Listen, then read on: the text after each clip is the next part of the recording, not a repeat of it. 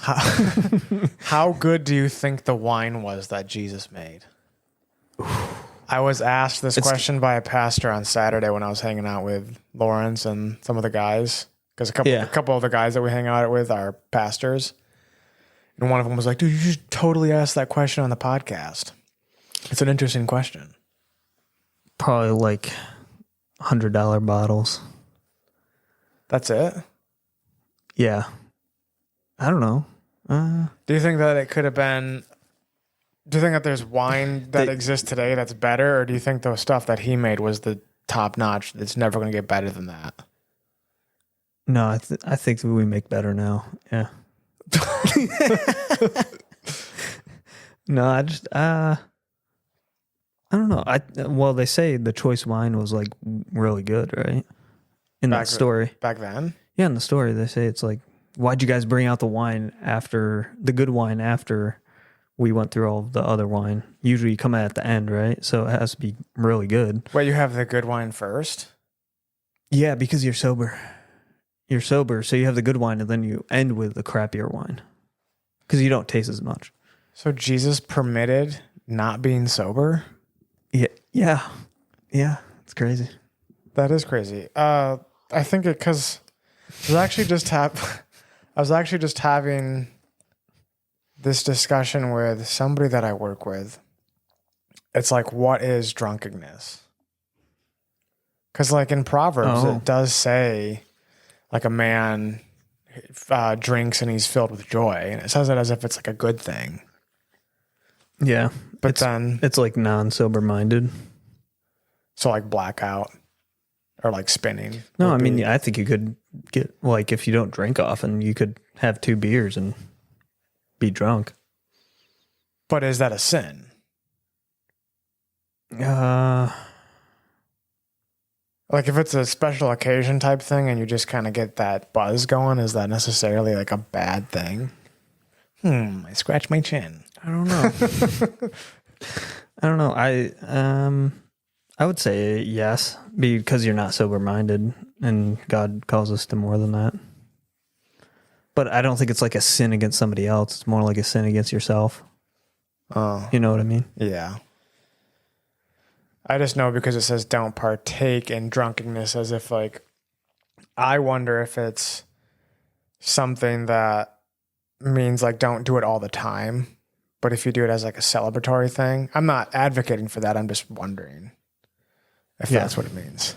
That's an interesting theory. Very. Thought. It's also a good Theory, excuse. thought. It's also a good excuse. If you're somebody who... Yeah, stop making excuses for your life. Be better. You be better. Hold on, let me crack this Red Bull. Well, you got to say it. What? Crack a cold one with the boys. Oh, cold one with the boys. You didn't even say crack one, but I'll let it pass. Okay. Gotta have some.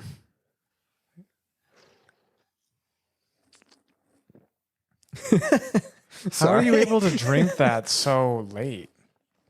It is. I don't know. I just bought it. It's 6 o'clock. I would be up all night. No, yeah, I'll be fine. I can't do that. I usually stay up pretty late now. Like, what's late? 11, 12.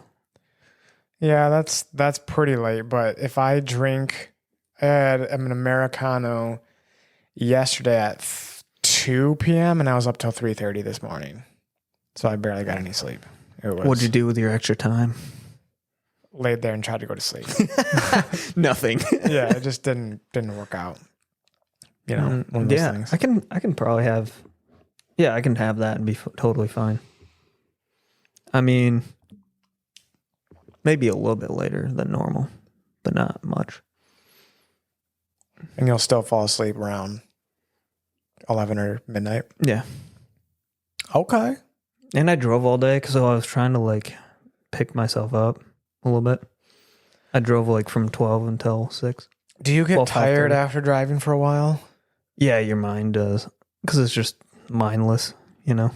Yeah, I've noticed that when I go and drive for work to the east side of the state, always on the way back, I got to stop at a rest stop and just sit there or lay there and take like a nap.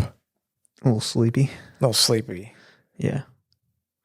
And then, I was going to tell you. Well, I already did tell you, but my last, I'll tell you again. My last drive, like, what is that? You have a bobblehead of yourself? No. Everybody thinks that. It's a pop figure of Sting. Oh. The singer from the Police. Andy got that for me. But he got it for me because he thinks it looks like me. Blonde hair and it's a bass, so it's kind of a neat little trinket to have sitting there. And it's gay, you know. I'm just kidding. Wow. It is very happy, you're right. Yep. Anyways, back to the story. Yes. I was giving my last ride, and this lady had a stop at a Popeyes, and usually there's like a timer, so I can wait like 5 minutes. Sorry, I'm talking about Lyft driving. If you didn't know, right? Do you drop her off there for her to get food? Yeah, she goes in, she gets food. Okay, and so I even started the timer like late. Like I let her go in, and then I started the timer. So it was like already like a half a minute late. And I waited the 5 minutes, and then I was like, well, I can wait a little bit longer. So I waited like 2 more minutes, so 7 minutes at this point. And I can wait 5 minutes and then just cancel the ride and still get paid for that ride. Yeah. So after 7 minutes, I was like, yeah, I'm out of here. I'm not waiting. Like, I got to go. You know, like you should have ordered it beforehand, or... What becomes of the person who went into Popeyes? They stay there forever. they have to order another ride, like to wherever they were going. What if they order another one and then you pull up again? That could happen. Like, it's possible. But I turned off my app because I knew I was coming here. So yeah, there's no way you were being late to this. No, exactly. Oh, I got another story. Can I tell another story? Of course. Okay. I was Lyft driving the other day, and this is the first time this has ever happened. I told somebody to get out of my vehicle. Oh, yeah. Okay. What happened? So she comes up. She has like a walker or whatever. And I'm like, yeah, you know, whatever. Like, I can put that in my trunk. I asked her like 3 times, hey, do you want me to put this in the trunk? Like, I want to make sure she wants it in the trunk. Mm-hmm. And she's like, oh, let me grab my purse, whatever. I'm like, okay, yeah, whatever. Doesn't matter. And then she looks at me and she's like, can we stop and get somewhere to eat? Like really snooty, like, right? Yeah, was she older? Yeah, she was like 45. Okay. So like not super old, but 45 or 50. Middle-aged. Yeah. And then she was like, and I was like, no, I can't stop unless like you add it to the list. Yeah. Like I have to go all the way there. Like I can't stop. And she's like, oh, then I'll just starve then. And she like opens my door and gets in, and she still didn't answer my question. Like, do you want this in the car? And this is like late night, like 12:30. I was driving late, but I was like, I made a decision right there. I was about to like lift it up and put it in the trunk, but then I was like, no, I'm not taking this lady. Like, if you're that rude off the bat, I'm not taking you. Yeah. So I took the walker and put it like back on the sidewalk, got in my car, and she makes another comment. She's like, yeah, I'll just starve. She said the same like phrase again. Like, I'll just starve, like, whatever. I don't need food. And I was like, yeah, you can get out of my car now. Like, just like that. Like, and I said it twice. I was like, you can get out of my car. Like, I'm not taking you. And I canceled the ride, obviously, because I'm not going to like take her money. Right. Or whatever. And what was her response to that? She was like, I need my walk, because she thought I put it in my back. And I was like, it's right there. It's right there. You can go get it. Like, and it's not, you know, maybe she thinks it's because of the walker or whatever, or because she's disabled, but that's not what it is. It's like, if you're super rude to me for no reason, like, especially that, right off the bat. Yeah, right off the bat. Like, you're having already a bad day and you're taking out on me. And I'm not going to get a 5-star regardless, because like literally from the first conversation, I know that. Yeah. I'm not going to get a tip. Like, there's no upside from here. I might as well not take you. Like, And also, I guess, like, I can handle like drunk people. I can handle like loud people, whatever, but I'm just not going to deal with super rude. Yeah. And it's like, I'm going to hear that. It was like an 8-mile drive. It's like, I'm going to hear that for the next 8 miles, bro. Like, I'm not doing this, you know, or like 20 minutes, whatever. Yeah. So yeah, for sure. That would be awful. And then she was like, oh, I better not get charged. And I was like, you won't, you know, I'm canceling it. Like, You won't, I'm canceling it. Get out of my car. Yeah, get out of my car. So, and that's the first time I've ever had to do that out of like, I don't know, 250 rides. You've already done 250 rides since you've been back? Yeah. That's a lot, I feel like. In like 3 weeks, yeah. All the people you've met. Yeah, and like I said, I've had drunk people in my car. I'm fine, you know? Like, it doesn't bother me. They're a little bit louder. You pick up people who sin? Yeah, dude. I'm saving them, but, you know? Not in that sense. I'm saving them from driving and hurting somebody else. Or getting a DUI, which would be bad too. Go to jail. If they even give those out anymore. They're just giving them out on the street like, here, you get a DUI. You get one. We got to meet our quota. Yeah. So, I don't know. Most of the time, it's like 99% of the time, it's super chill though. Like super easy. And I got a ride like 2 minutes later. It's like there's not a starvation for rides either, especially at that time. Because it was on Saturday night, Sunday morning, and it was a time change. And that's like the biggest bar night. Oh, yeah, because as soon as 1 o'clock happens, or as soon as 2 o'clock happens, and it goes back to 1, yeah, you get an extra hour out. Yeah. That's always crazy.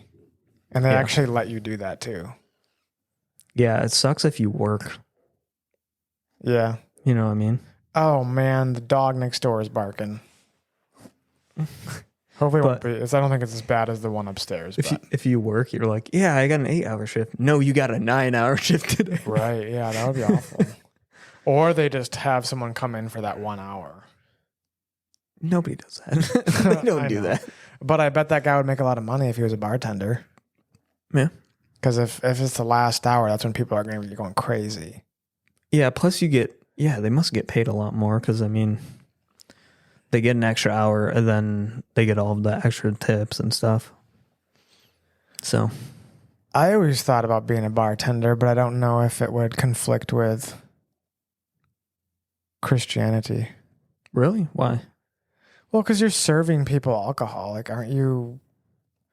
But that's not really that's their choice of buying it. That's like saying, I don't want to sell this credit card because people will go in debt.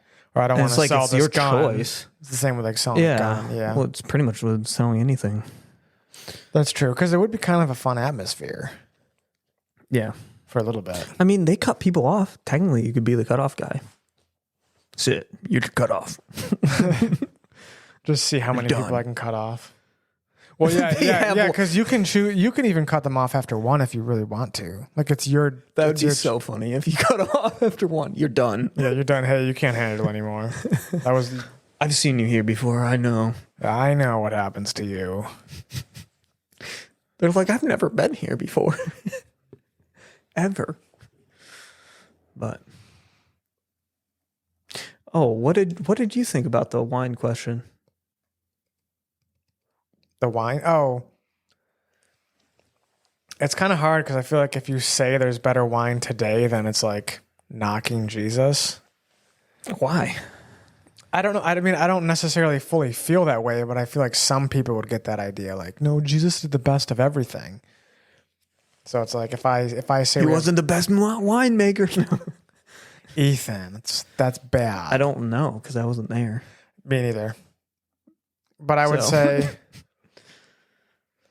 I would say that there's a big possibility of us having better wine today. I feel like that too.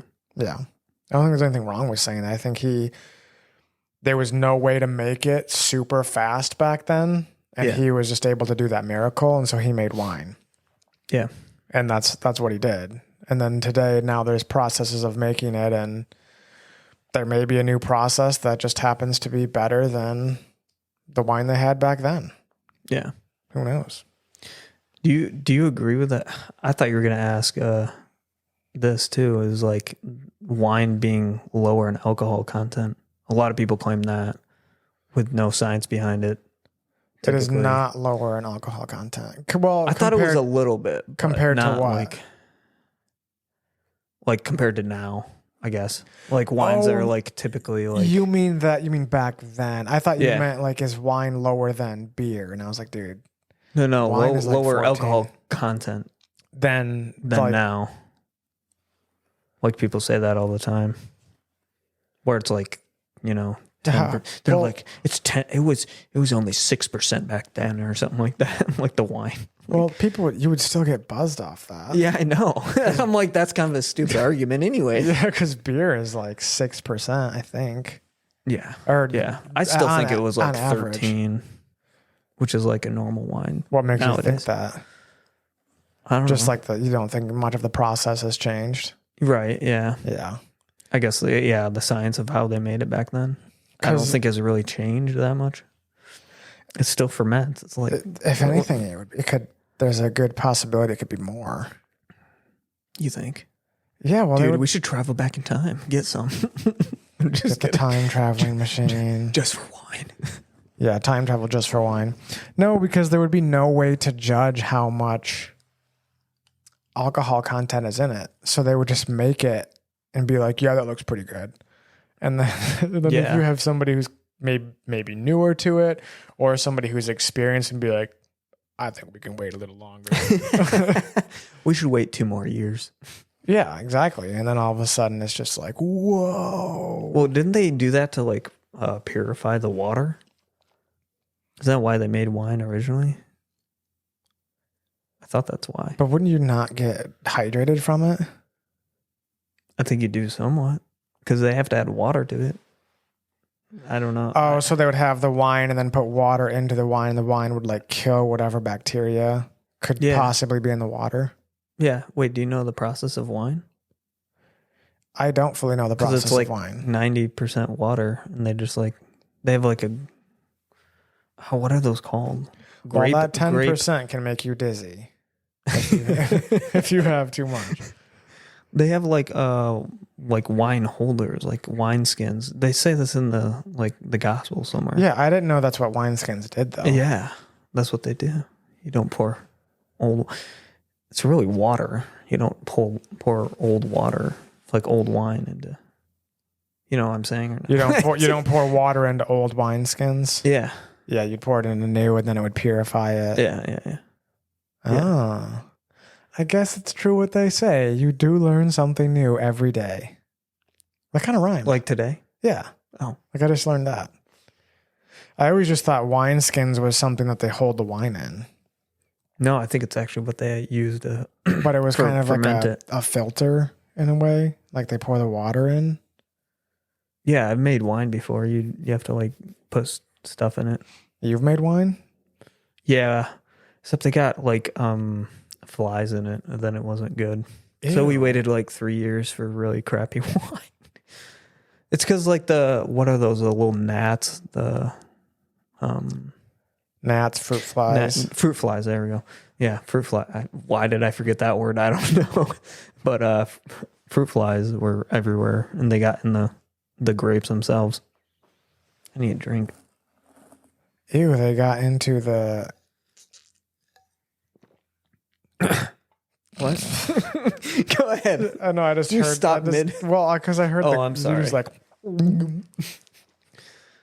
They got into the grapes. Isn't there a way that you can protect whatever you're making from outside sources such as fruit flies? Yeah, you could probably bring them inside or something. Because we did it in the garage.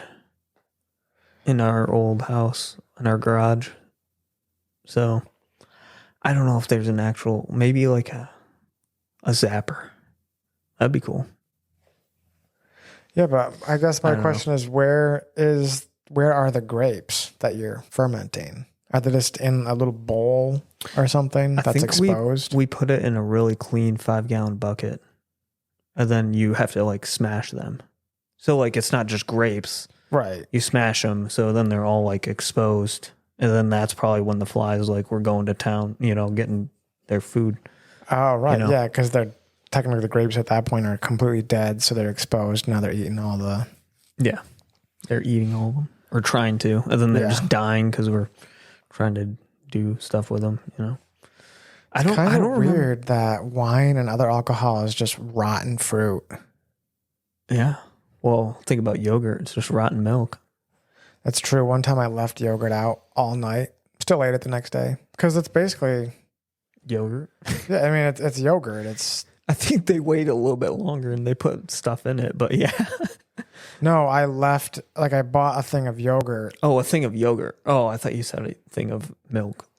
Sorry. Just need to listen. Yeah, they definitely wait longer though than a day. But I'm saying I left yogurt out all night and I still ate it. It was fine because it's basically what it is left out milk. Yeah.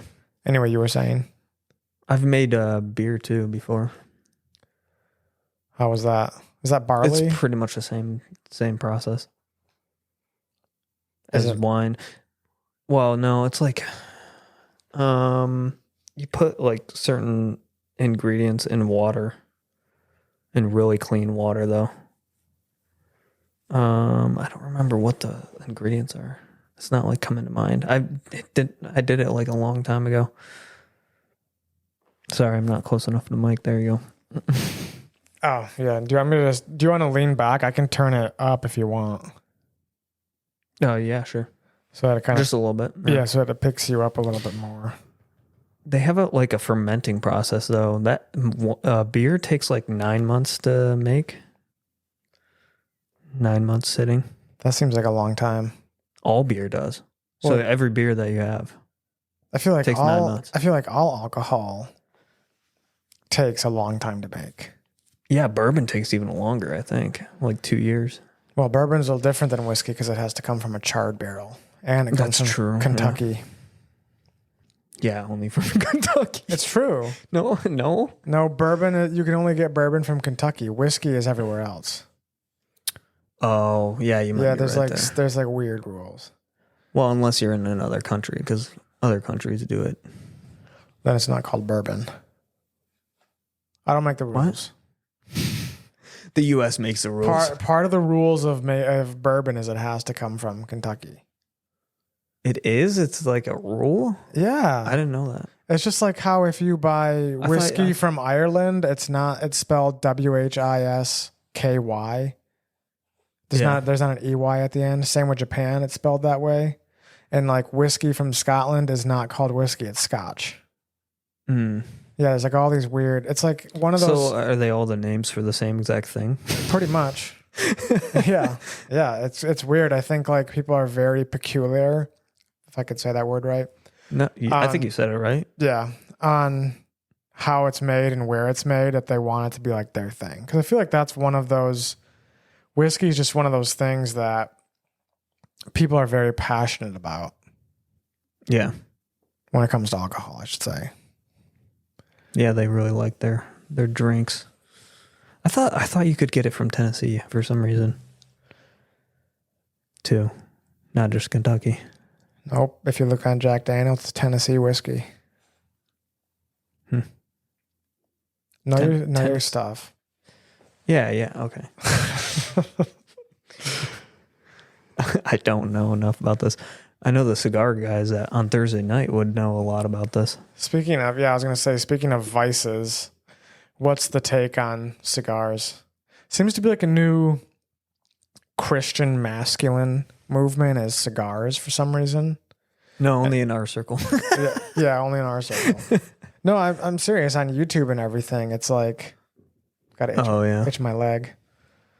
It's like I think it's because you don't inhale it like a cigarette. Yeah, and it's more of like a relaxation thing. Yeah, and it's just a relaxation thing, and I don't think it really changes your mind like weed would. So it's like that middle ground of like, this is okay.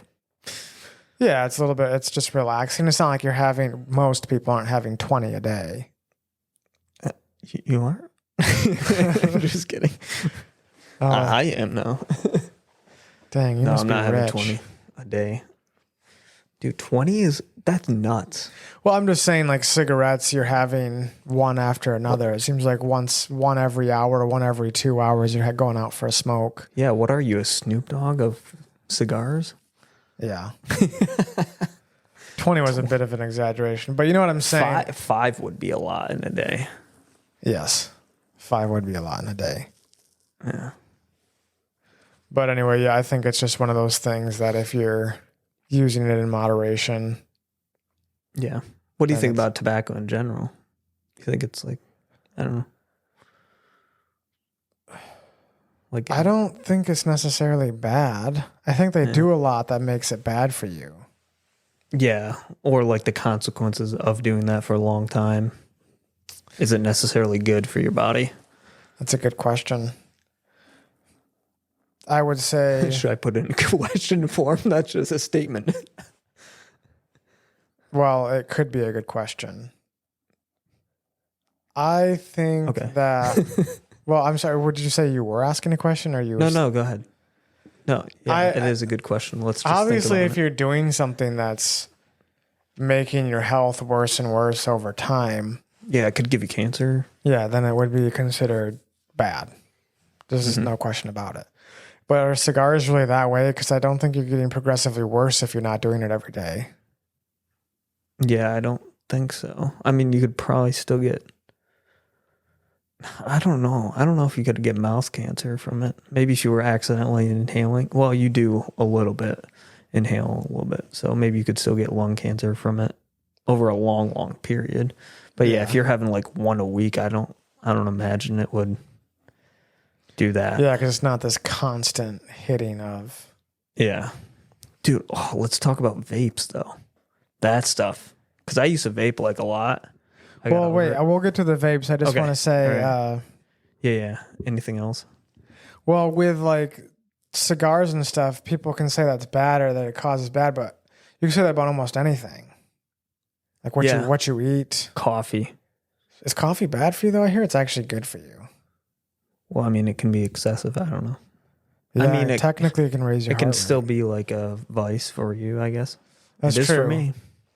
That is true. I like coffee so much. Yeah, because I can get a headache sometimes in the morning, and then if I drink coffee, it just goes away, which is also known as addiction.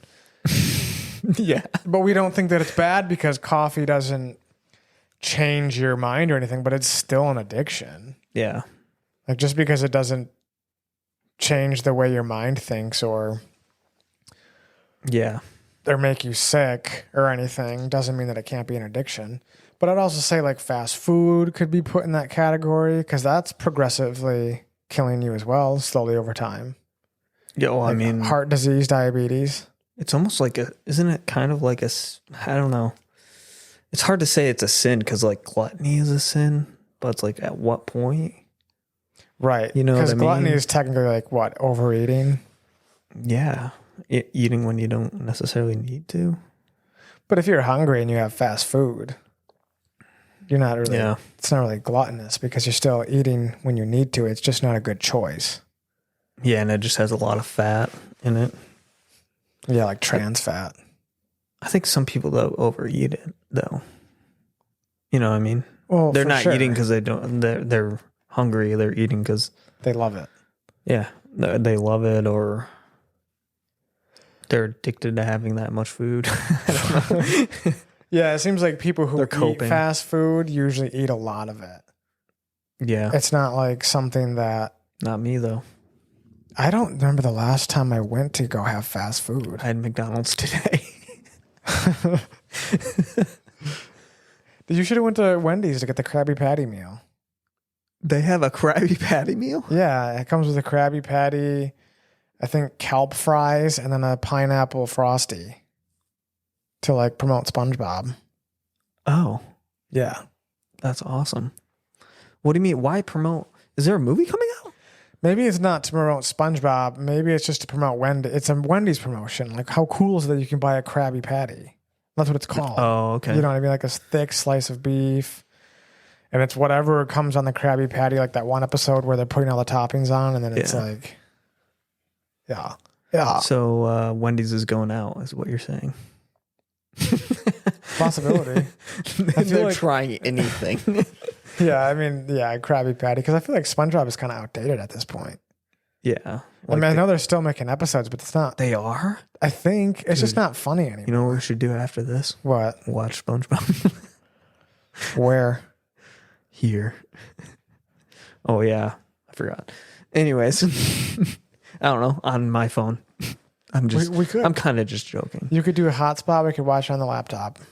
Ooh. Boom. Sponge. Bob. Anyway, fast food could be put in the same category. You could say that about almost anything, though. Yeah. Like anything can be used in excess. I'm pretty sure if you eat too many vitamins, you'll get sick. Who knows? Or get high. Yeah, you never know. Anyway, you were talking about vapes. Like, what about vaping? Oh, yeah. So I used to vape like all the time. And when I came off of vaping, it just feels like you're underwater the whole time. When you're coming off of it? Yeah. Like I didn't realize that I felt like underwater the whole time. And then like my lungs got so much better when I stopped vaping. Stop vaping, kids. Yeah. I remember vaping too. I think it's almost worse than cigarettes. I don't know how much healthier it is either, but as far as like, especially because of the amount that you do it, because you can just have it on your lap and constantly do it. You could do it in the house if you wanted to. Most people do. Yeah. And even I know I smoked out my room a couple of times. Yeah. It used to be like delivering pizzas and I would just have it. Yeah. And your windshield gets all foggy. It's kind of weird. Yeah, hazy. You had to clean it. Yeah. Every once in a while. Yeah, it was weird. But I don't think that's necessarily a healthy alternative. And it's still an addiction. Yeah. An expensive one too. I think they don't have any like long-term studies on vaping because it hasn't been out long enough. It's like, so what is that going to do in like 25 years if you're like the kids now, you know? They still don't have that enough research on it. I feel like they don't. Yeah, because you would have to like research somebody who's been doing it for a long time, 20, 50 years. I think cauliflower lung is a thing. Popcorn. Oh, is it popcorn? Yeah. What is that? Just like the glands get like full of water and they just like expand a little bit? Is that or like what shrivel? happens? Yeah, something like that. It's just like, ugh. It just does not sound good. Yeah. Because I remember when I was vaping, it was hard to breathe. Yeah. And then when you get off it, you're like, wow, I can actually breathe now. I don't feel like I'm in a, like, it feels like when you're in a pool and you like swallow a little bit of water and you're like, man, I'm trying to cough this up, you know? Yeah. Except all the time. I would say it's a little more mild than that, but I wouldn't. I would compare it to like you've been swimming for a few hours and you just have like that feeling of being in the water and being underwater. Yeah. That's why I would have described it.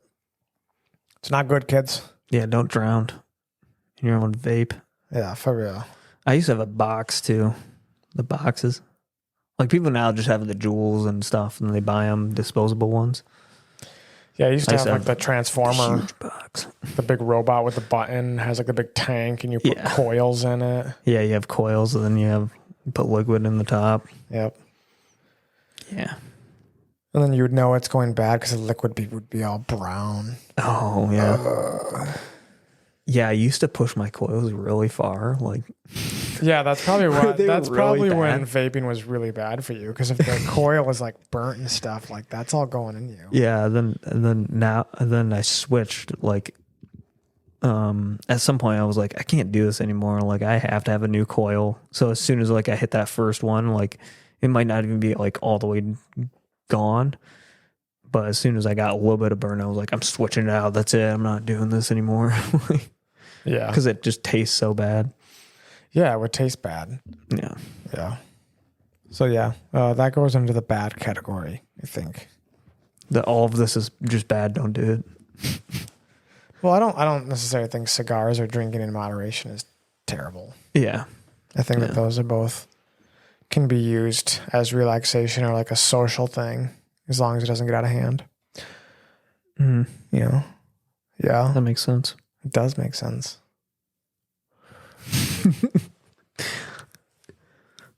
All right, you wanna switch topics then? Yeah, let's talk about you on the trail. Let's just switch to a completely different topic now. Let's see. You just got back from the Continental Divide. And how many miles was it? It was 3,000 miles. And you walked that whole thing. Yeah. And technically more than that because I did a lot of like extra mountains and stuff. Sorry, my ear itched. I did extra like 14ers in Colorado. For people who don't know, what is a 14er? Oh, yeah. It's over 14,000 feet. Was it hard to breathe up there? And were you going to the peaks? Yeah, the peaks are. So there's actually more 14ers than you'd think. But they have to make like a certain. There can't be like other mountains that are kind of close to it.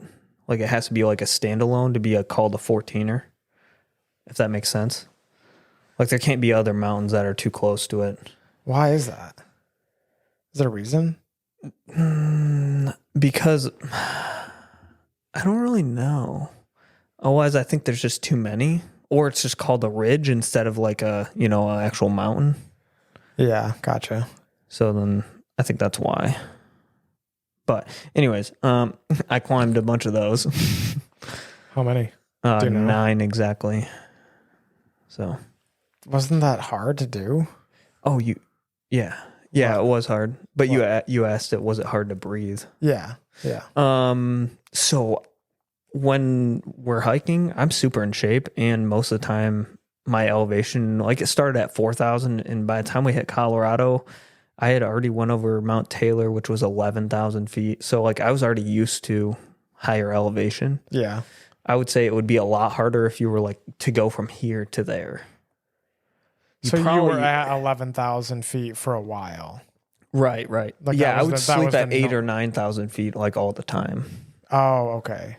So I was already used to elevation. There was one day, so I did 3 14ers in a day, which is kind of crazy. Oh, dang it. Why am I drawing a blank on what ones they are? I'm drawing a blank on them. On what? Oh, which mountains it is. Can I look it up? Yeah. I guess. We'll just sit and relax. Just take a break. I have it on Gaia. I guess is one of the apps that I used if I went off trail. So I use Far Out mostly for. It wants me to sign in. I use Far Out mostly for the regular trail, like the Continental Divide Trail. Yeah. Which is an app. Pretty much all of the hikers use it. But going off trail, typically people use like Gaia or All Trails, one of those two apps. I use All Trails. You use All Trail? Yeah. Do you have to pay for that? There is like the better version that you can pay for, but I just like to use it, start the trail just to see how long I've walked and like my elevation gain. Yeah. And that's free. Okay. Yeah. Yeah, that would suck if you had to pay for it then. Like anymore. Well, everything sucks when you have to pay for it. Let me look up a list of 14ers. I actually forgot 2, so I kind of wanted to do this anyways. Forgot 2? Like 2 of the ones that I climbed. Oh, yeah, I did that one. I don't know, unless you just want to keep on going. Yeah, if you can't find it, then we can. Not like directly. Why am I drawing a blank on it? It's not. So I did Albert. I did Massive. I did La Plata. I did Gray's Peak. Gray's Peak is the only one actually on the trail. So the other ones you went off trail to do them? Yeah. So like 13 of the 8 of the 9 I went off trail that I did. And how many more days did that add to your expedition? Ooh, I don't know. Probably at least like 2 or 3 compared to anybody else. So you would be going up multiple mountains in a day? Yeah. Yep. That's kind of crazy. Because it took us, when we went to Mount Shakorwa, New Hampshire, it took us about 3 hours to get to the peak. Right. Or maybe not 3 hours. Maybe it was like an hour and a half or 2 hours to get up there. But that's a very short mountain compared to what you're on. Right. Hold on, I know which one it's by. So I can look it up that way. So I did the reason why I need to look this one up is because it's kind of where the story begins. Oh, it's Huron. Why did I forget it was Huron? Dude, how could you forget that? We have that lake. Huh? We have the lake named that. I know. Anyways, I went up Mount Huron, and on the backside of Huron, there isn't a trail. There's 0 trail. Not even like an unofficial one? No, there's nothing. There's nothing. So you usually go up Huron and then just go right back down it. Yeah. But I was like, I want to go up it and find a way down the other side, just bushwhacking, whatever, to get over to Missouri. And Missouri, the mountain. Yeah, which is the second 14er that I did that day. Yeah. So I get to the top and I look at this edge and it's just like a knife's edge, like all along. And I'm like, I think over there I might be able to get down. Like I just point at it from the top. So I'm like, yeah. I'll just head that way and hopefully I can find it. Because you can kind of stay on the top, like float on the top. Yeah. So I was just floating on the top and then pretty much it was just rock climbing down Huron. Excuse me. The whole time rock climbing down? Yeah, it was pretty crazy. It's probably the craziest mountain I've ever gone down. Like it wasn't straight like hard, but it's like, yeah, if I slip or fall off, then it's definitely not gonna end well. So I was just like climbing down it, and then I was trying to find the best path. Like it would flatten out a little bit, and then it would go down steep again. I'm sure if anybody goes to Huron, they'll be like, "You climbed on that side of it," and I'll be like, "Yeah." So I got all the way down to the bottom, which was like at 9,000 feet. Right. So I have to go back up to Missouri, which this is the backside of Missouri. And most people don't take this trail either. But does Missouri have a trail? Yeah, there was a trail. It wasn't very well traveled. So I'm at 9,000 feet. I have to go back up to over 14 because they're over 14. Yeah. So I go up to Missouri, and my plan was actually to do Belford and Oxford. So I was trying to hit 4 in one day.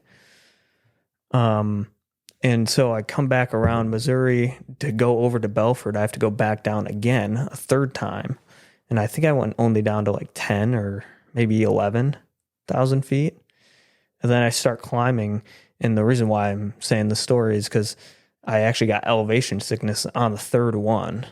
And it was pretty crazy because, I don't know, they kind of tell you what elevation sickness feels like, but not until you experience it, you're like, oh, this is what it is. Yeah. And I would it got to at some point, it was 13,000 feet or something like that. And I just felt really tired, out of breath. And I would stop. I stopped, took a break. And then I did 50 feet more and I was tired, dead tired again. And then I kept on going. And it was 25 feet and I would take a break. I'm saying a minute, 2 minutes. Did you think that you were dying at any point? point? No. It was just this is frustrating because I'm my body, I know my body can do more. Yeah. But it's just I have to stop because I'm just so out of breath.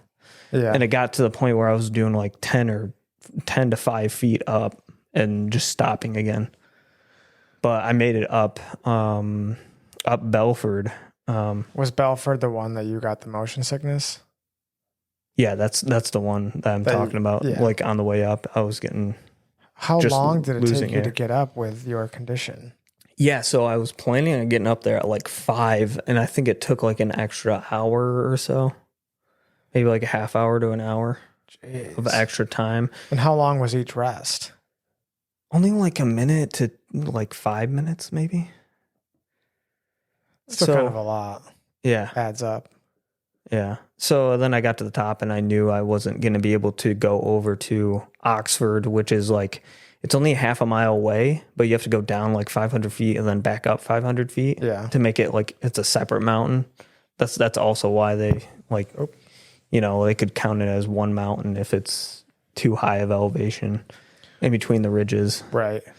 So at that point I was like, yeah, I got to go down. So then I went back down, and my lungs slowly improved. I would say when I got down to like 12,000 feet, I was fine. But I'm also going downhill, which is a lot easier.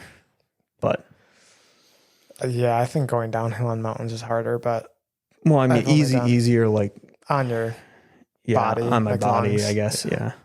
In your legs, you can go downhill a lot faster than uphill.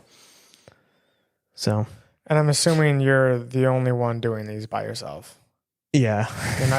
You're not coming across anybody. Yeah. So, like, what's going on in your mind? Is there any part of you that's a little scared that something could go wrong out there, especially with the sickness and the rock climbing part? What if you would have gotten stuck? Yeah, it was pretty dangerous. I don't really think about in the moment. I guess I just don't think about it. Like Yeah. I just want to go experience it, and I don't really like think about like that risk. Like it's in the back of my head. Alex Harndale? Yes. Harndale? Of I don't course. remember. Yeah. But- the free climber. Yeah. He has a quote that's like, yeah, some people just don't experience that fear of death. And it's like, it's kind of sad.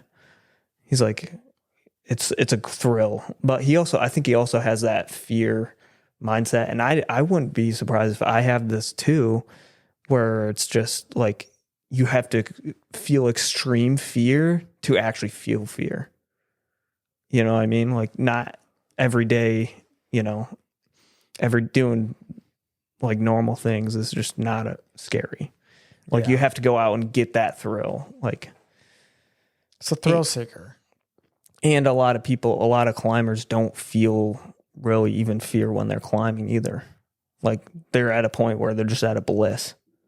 Yeah, and it's just something that they love doing, so they're Yeah. not really thinking about, oh, if I fail. Yeah. They're only thinking, I love doing this. Yeah.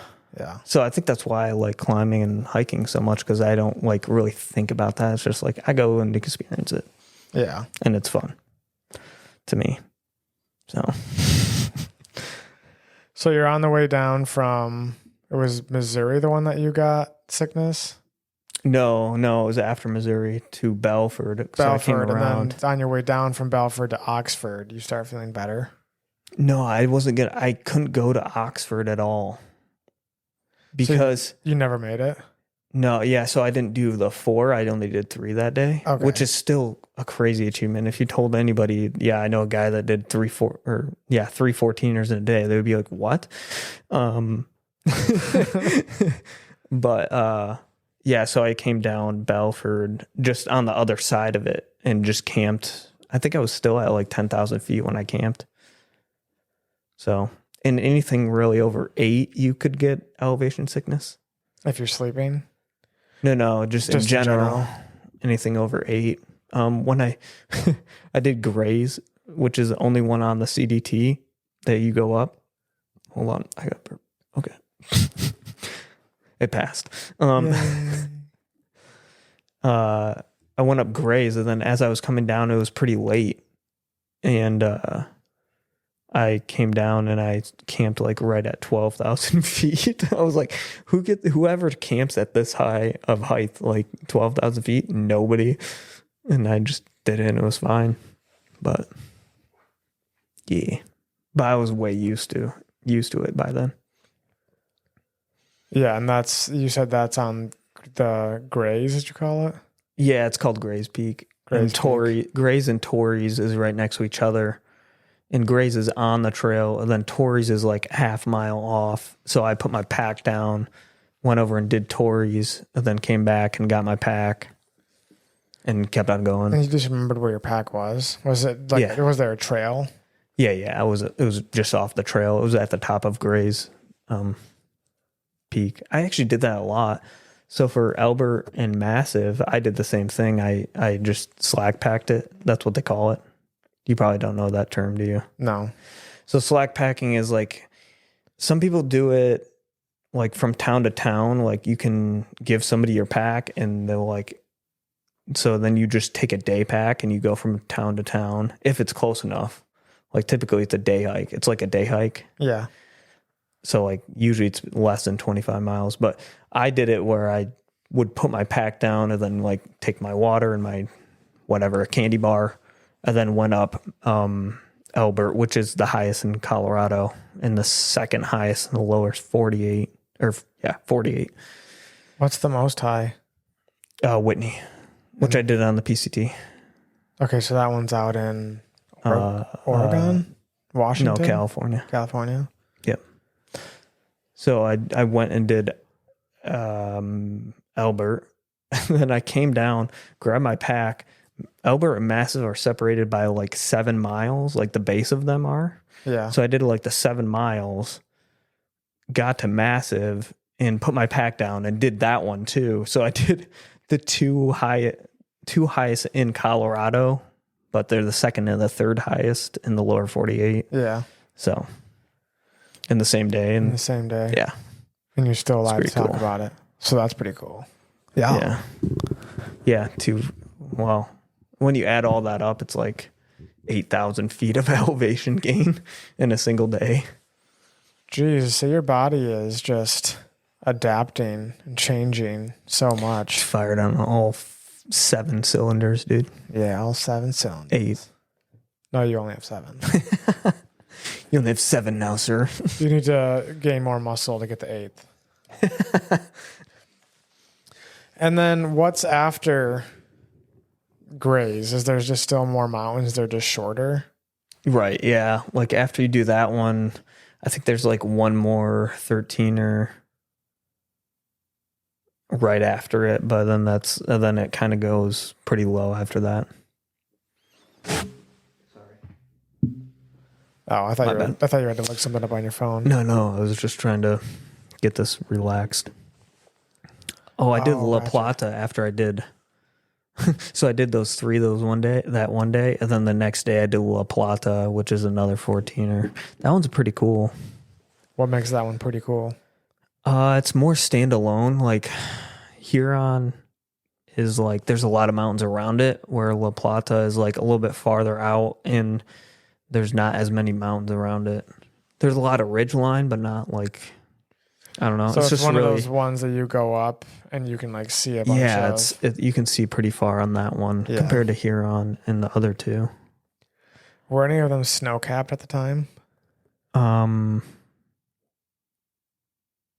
Missouri wasn't, Belford wasn't, but Huron and La Plata was. And then Albert and Massive both had snow on them too. So 4 out of the 9 that I went on, yeah. And what happens after these big mountains? What's the trail like then? Or is Colorado just all mountain? Yeah, Colorado is mostly mountain. I mean, and then you have like the winds coming up, like way north of that. You have why am I thinking? Yeah, Utah, right? Is Utah Why am I before? thinking Utah? Wasn't it New Mexico, Colorado? Yeah. New Mexico, Colorado, Wyoming? Was it next? Wyoming. Yeah. And then Utah, and then Montana. Well, wouldn't it? Yeah. Utah's kind of next to Colorado, isn't it? I don't. Are you talking about Idaho? Oh yeah, Idaho. Why am I thinking Utah?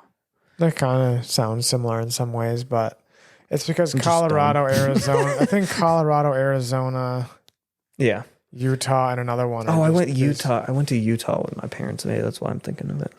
when they came and visited. Mm-hmm. Yeah. That was cool. Went to Arizona too. There's 3 people that I know that have gone to Utah so far. Oh, maybe it's because Josh and freaking Kale were Alec were talking about it. Yeah, Utah's been on the mind. Yeah, maybe. Yeah. I don't know, where were we? We were talking about Colorado, but what compels you? And other than like the thrill-seeking part, is there anything else that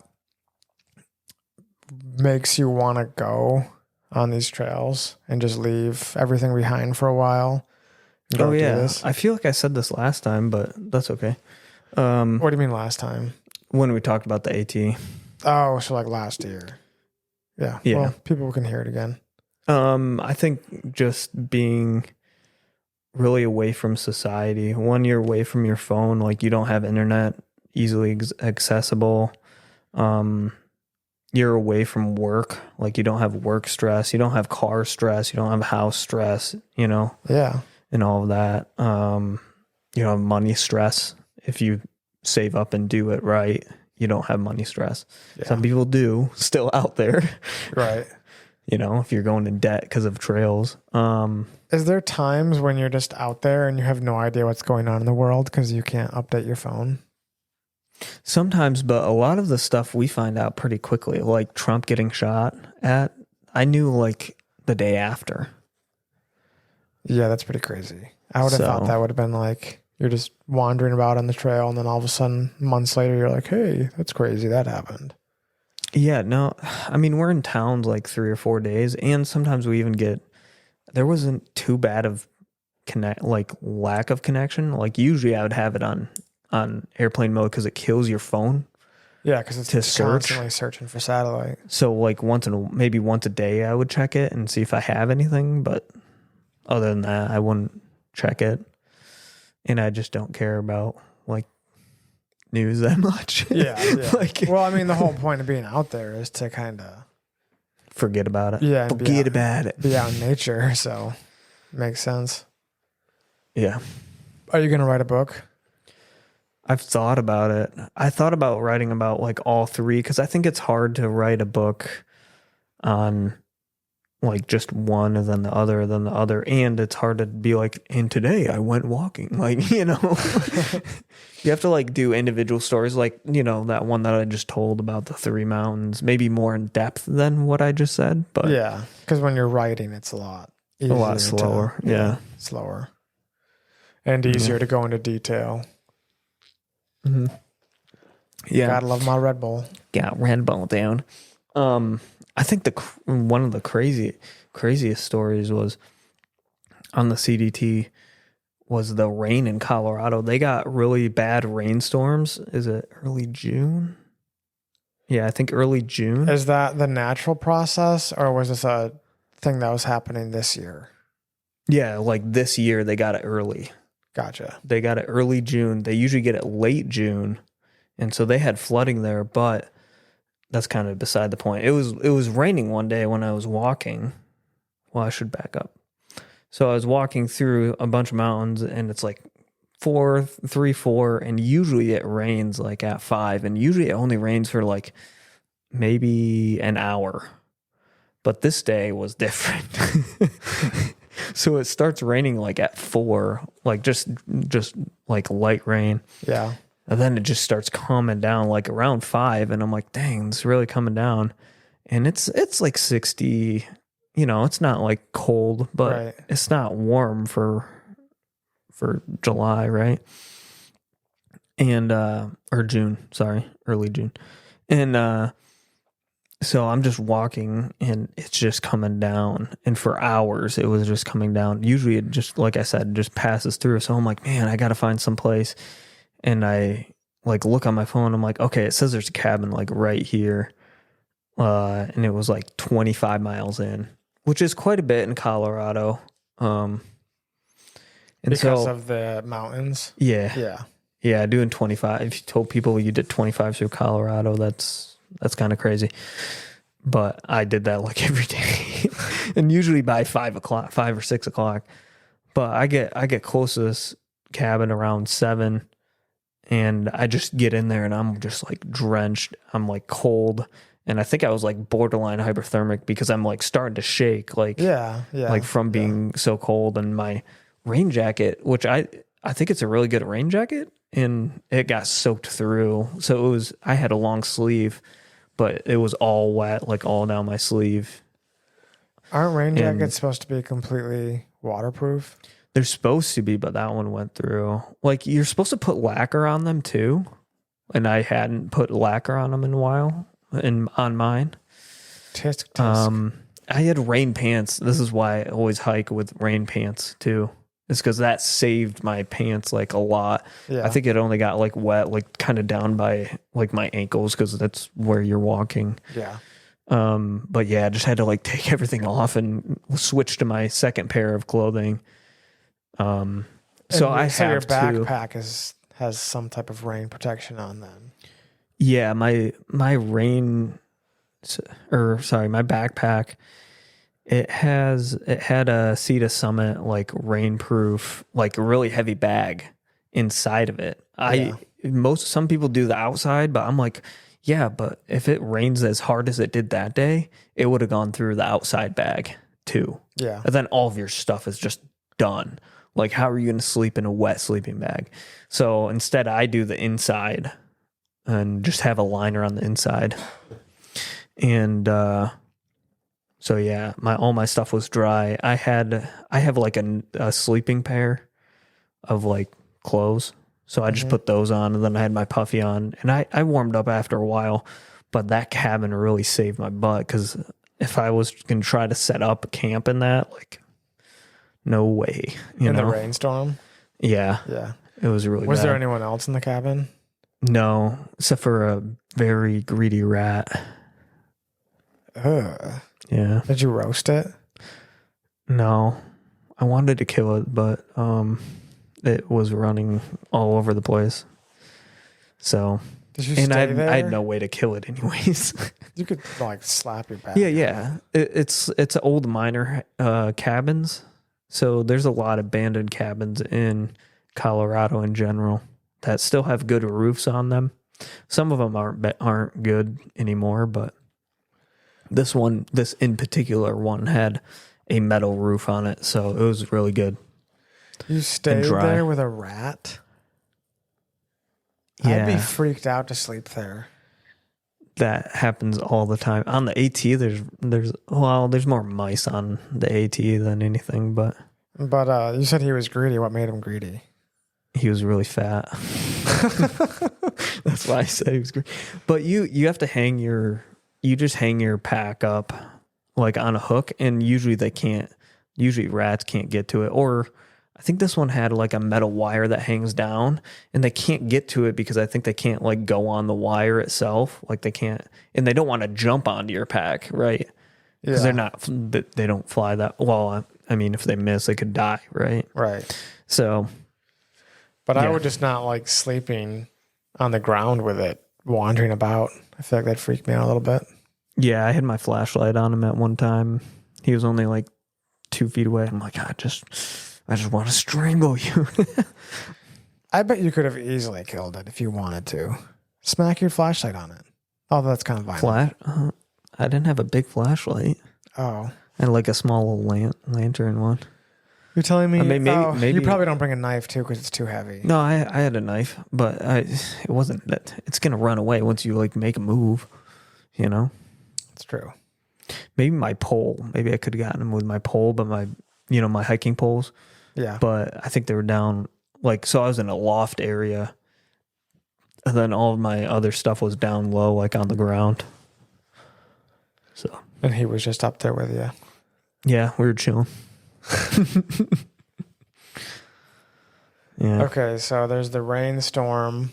Rainstorm in 99. And then I'm just the rainstorm in 99.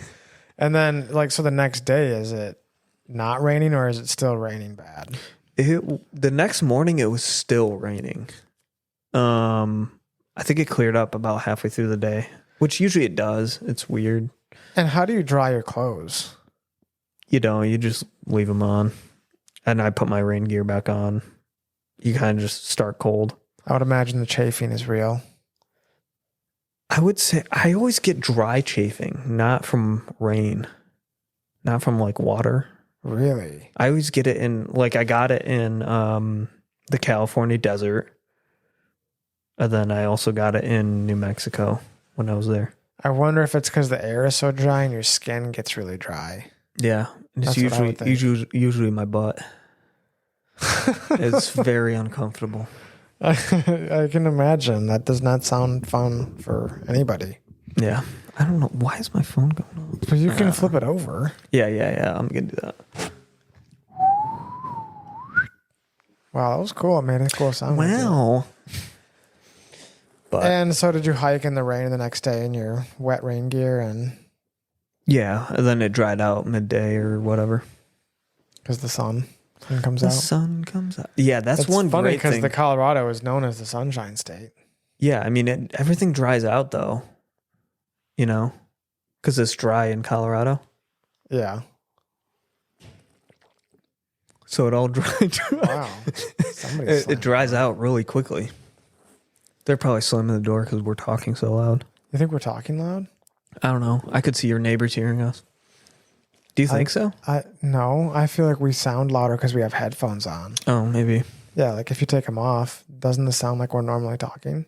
Oh, yeah. It doesn't sound. Yeah, it doesn't loud sound to me. I thought I took them off though when Stefan was here, when we were all doing the last one, and I thought we were talking really loud. I feel like that day we were, because there was like when there's three of us, there's more energy. More energy. Yeah. And so I think it's just a little more obnoxious.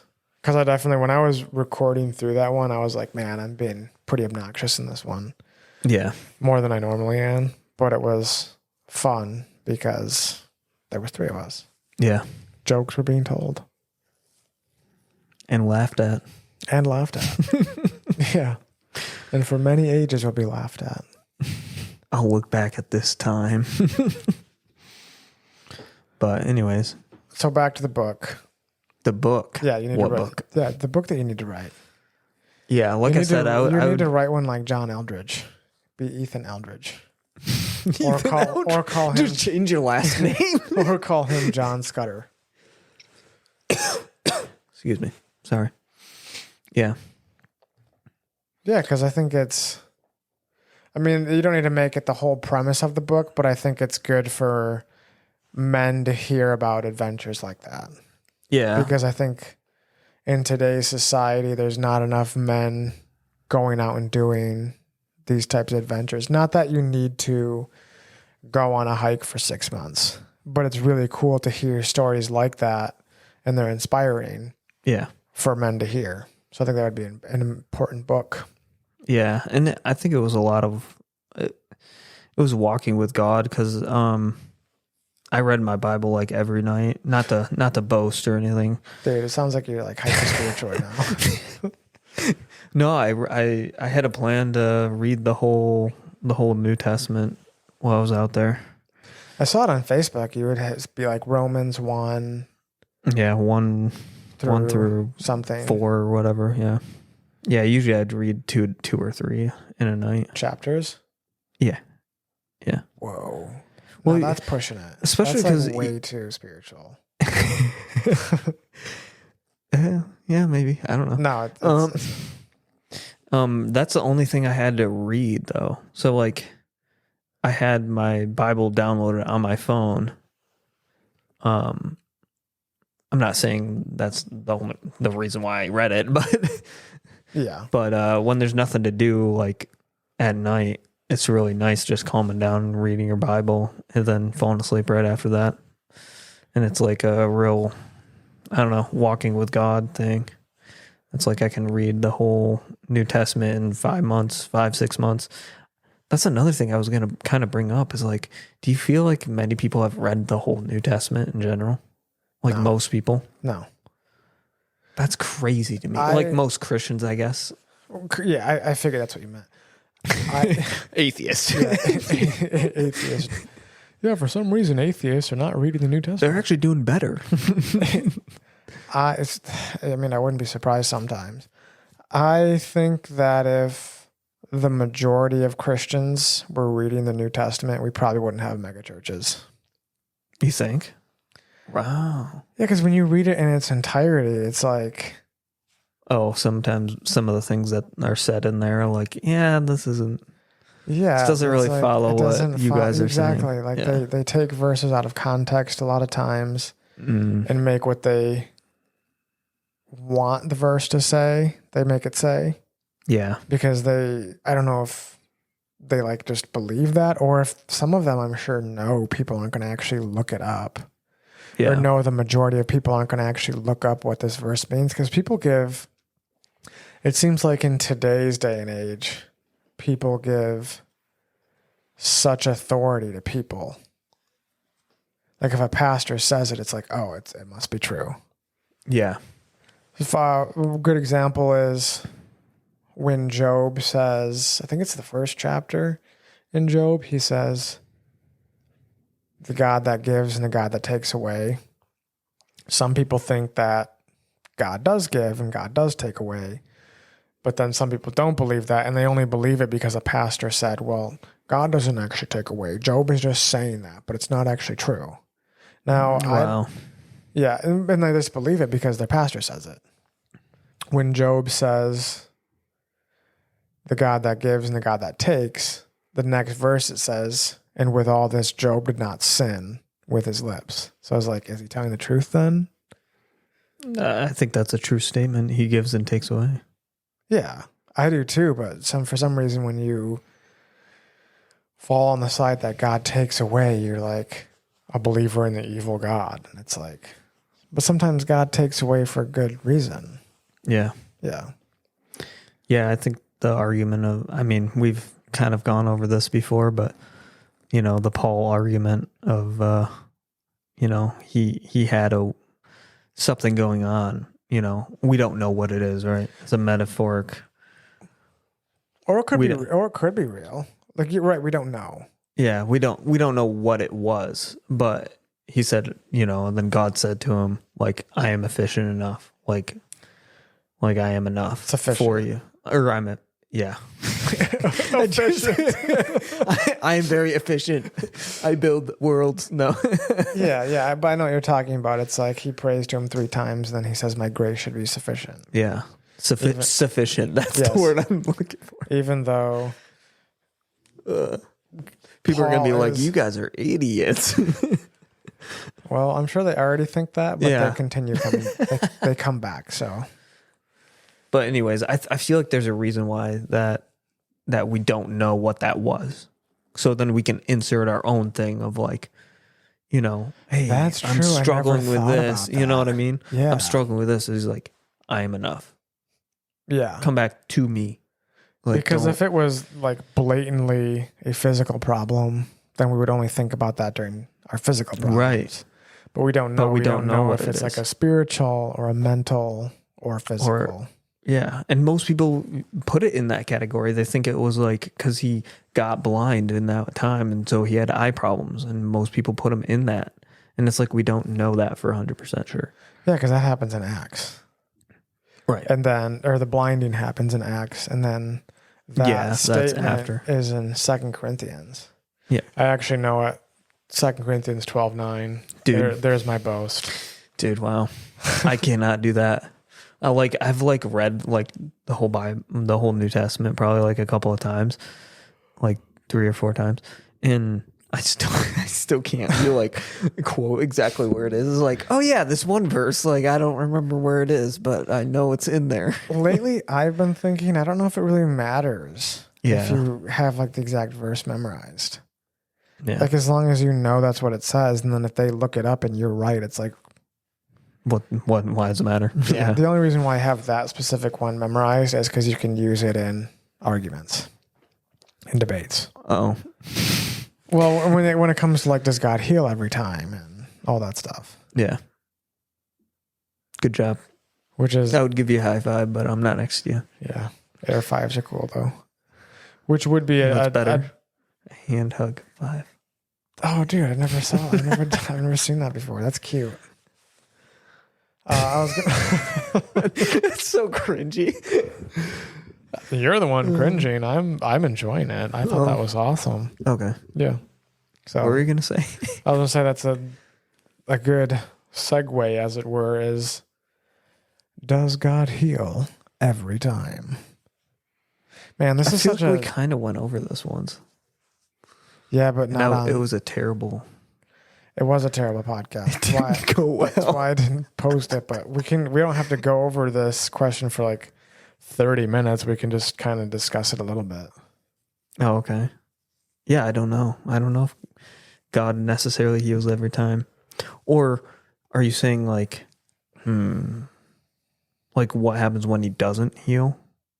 Yeah. Like when people pray and it's like, oh, I didn't get healed. Yeah. Do you really think you it's must people's, not have been believing? Yeah. Do you think it's people's unbelief? Because I don't know where that comes. There's a Bible verse about that. There is, but there's also the Bible verse on it's John 5. Dude, he knows. At the pool of Bethesda or whatever it's called. Yeah. There's that cripple he's paralyzed, I think. And Jesus heals him. Says like, pick up your bed and walk. Yeah. And the guy doesn't know who he is. So my question is, how is he healed? Or I'm sorry, how can he have unbelief if he doesn't even know who Jesus is? You can't have unbelief in something you don't know of.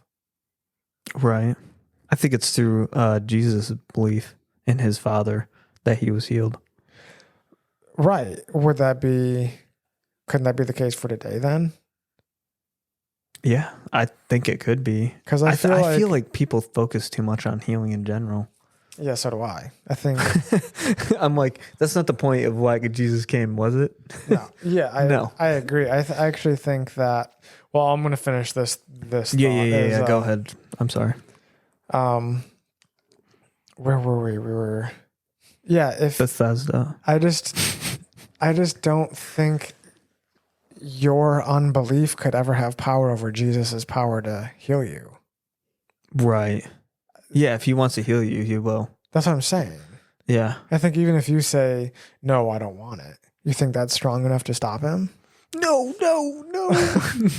Oh, my hand's way better. Why would you not want it, though? That would be my question. I don't know. If you had like a broken arm, be like, nah, dude, I want my arm broken for the rest of my life. Well, unbelief could also be you don't actually believe that it's going to heal. Yeah. But yeah, I feel like that shouldn't matter. But yeah, I don't think that would matter. It sounds like we're bringing a very human argument into a very spiritual realm. Really? In my opinion. What? Not like our personal, I'm just saying like in general, healing in general, like people bring a human argument towards it, and you're like, dude, it's a lot deeper. You really think, yeah. It's kind of like when Job was talking, Job argument. Yeah. Where it's like, we're making God into what we would do. Yeah. Yeah. Yeah, like you must. Like a lot of Job's friends were like, you must have sinned, Yeah. And he's like, I didn't. Right. And you're like, you guys are arguing about little things, and then God just comes in and he's like, did you create the world? Like, were you there at the beginning of time? Like, that is one of my favorite chapters in the Bible. Yeah. He comes in and says all that. I think, yeah, that's very true. We make such a human argument about it. It's like his friends are saying, I think they're saying, if I was God, then yeah, I would definitely be punishing you if you did something bad.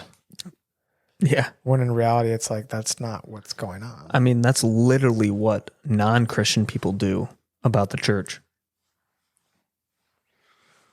They say, I don't want to believe in God because I wouldn't want God that like allows sin into the world. Oh, right. Yeah. And they take a human argument when it's like, you weren't there. Do you know what free will is? Like, yeah. Do you know what God's love is? No, you're not, you're human and you're thinking of it that way. That is a pretty good argument as long as we had more to back it up. It's like, yeah, it's a very human argument. Yeah. Is when you try to make God into what you would do. Yeah. That's one of the biggest problems, I think, in today's society. In general, I don't make the rules. Like, I have the Bible to tell me what the rules are. To orient. Whatever. You came in here the other day with the 10 Commandments saying, I'm right. To orient my life in that way. You know what I mean? Yeah. But where I was going, anyways, yeah, because sorry, no, I mean, just like, destroying your argument. I don't think you're really destroying not it, destroying it, but like totally bringing it a different way. which is fine. But now I want to go into what were we talking about? It was like we were going into this, and then I said I wanted to finish my thought. Oh, you said people are obsessed with healings and stuff. Yeah.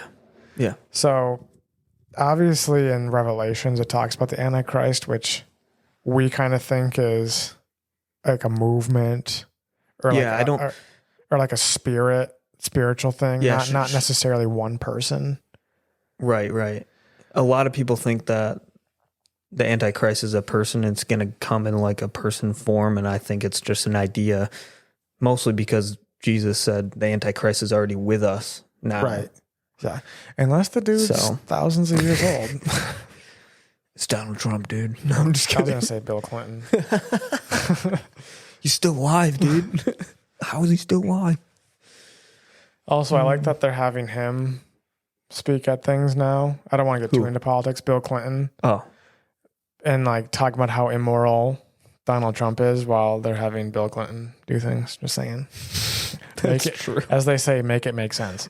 But did you know that Trump was in town today? Tomorrow's voting. His last town was here. Grand Rapids. Yeah, he was in town. Nice. It was busy down there. Anyways. Van Andel? No, I think it was, what's the other one? My boy was not at the Deltaplex. No. The other one that's DeVos. Like, no. I want to say 21 Jump Street, but that's not. 21 Monroe. The small, yeah. Yep, Monroe, yeah. I think he was at Monroe. Oh. Which, does that not only fit like 300 people? Yeah, and that also seems a little too hip for him. Yeah. Like Van Andel is a nice place for like the oldies. 21 Monroe. Unless the line went all the way back. It could have gone way farther than I thought. Maybe it was at the Van Andel, or the Bob, what is it? The close to the Bob, like right behind the Bob. I think What's it's that 21 one? Monroe, isn't it? Oh, okay. That's okay. Yeah. But actually, you can the intersection. Yeah, isn't it the intersection? He was at the intersection. I don't know which one it is. No way. The one that it can fit 6,000, I think. Because I went to not the intersection. I went to the Dermot Kennedy concert there. At one of them, it's not Van Andel. We'll have to. It's the one downtown, afterward. the one behind the Bob, like behind the Bob, or behind Eve, I guess you would call it. Well, the club down there. We'll have to look it up. Anyways, it fits at least 3,000 because I went in there and it was like 1,000. There was like 1,000 in there. Anyways, what were we talking about? So, we need to get back on track. Yeah, I don't want to go down the politics route again. Not at third time, dude. Third time's the charm. So we're on the Antichrist. Oh yeah. In Thessalonians, he does mention the man of lawlessness. Yeah. And this is going back to what you said, is he says the man of lawlessness comes to perform false signs and wonders. Yeah, and healings and stuff. Yeah, and that's why I think, and it's mostly the charismatic movement that is doing it. I'm sure there's other sections of Christianity, but right now I'm just going to say the charismatic movement because it's the only one I know. Yeah. They're so focused on healings and prophetic words and tongues that I think that is the way that the Antichrist is going to be ushered in. Because you make this whole generation just obsessed with those things. Because they are. Like they'll say they go out and preach the gospel and talk about sin, and I'm sure they do. But you have to ask them about that. Usually when they're talking about it, they're like, man, I experienced God and it was so awesome and he healed so many people. Yeah. and they're wow, Doggies. dogs are fighting, and they almost sound like high when they talk about it. That's kind of weird. And I they're don't know. super happy, and they're like, "Are you here?"